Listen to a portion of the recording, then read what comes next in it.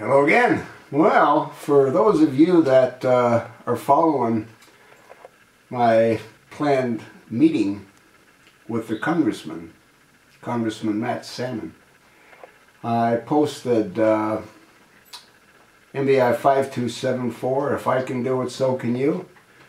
I'm wondering how many other individuals out there that are viewing my videos are making the same attempt. I also thought I'd give you an update as to what my tentative plans are. What I intend to do is put together, and I've pretty much got a fairly decent draft, a 4-page draft together, of the items I'd like to discuss with the Congressman. And I thought to make it more effective, I would deliver it by hand 3 days prior to the scheduled meeting, which means on Monday, which would make it the 17th of February 2015. And the reason I think it might be more effective is that it'll give the Congressman and or his staff an opportunity to review the questions that I have and the comments that I've made in regard to what I'd like to see him propose as far as those 3 separate bills are concerned. I also, in that document, have asked to receive a response back in writing. Now, I don't think I'll get a response back in writing, and it's quite possible that the meeting might even be canceled based on the material that I've put into that document. Once again, it's in a draft state. I hope to have it finalized before the end of the weekend.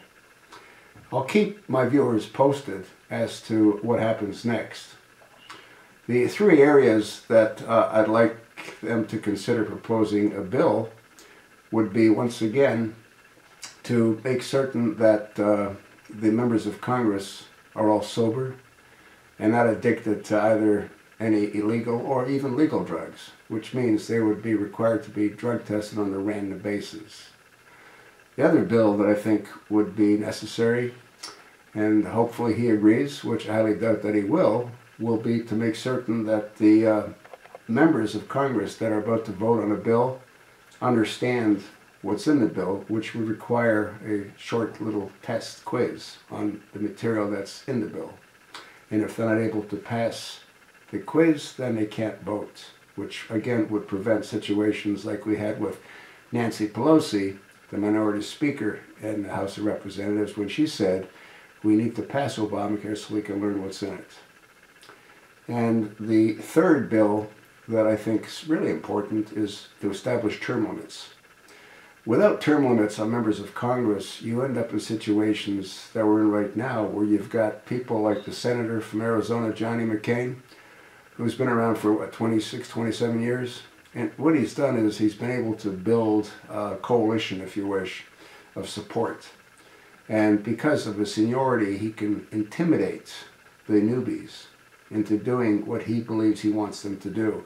And he's not alone. There's folks like Chuck Schumer, there was Dianne Feinstein, Barbara Boxer, a lot of Republicans as well. They need to move on. When the fathers put together the Constitution and the Bill of Rights, those individuals were not compensated. They did it on a voluntary basis. That's how it used to work. That isn't how it works now. In either case, we'll see what happens next. If, in fact, the meeting does take place, I'll be certain to let you know the afternoon of the 19th of February 2015.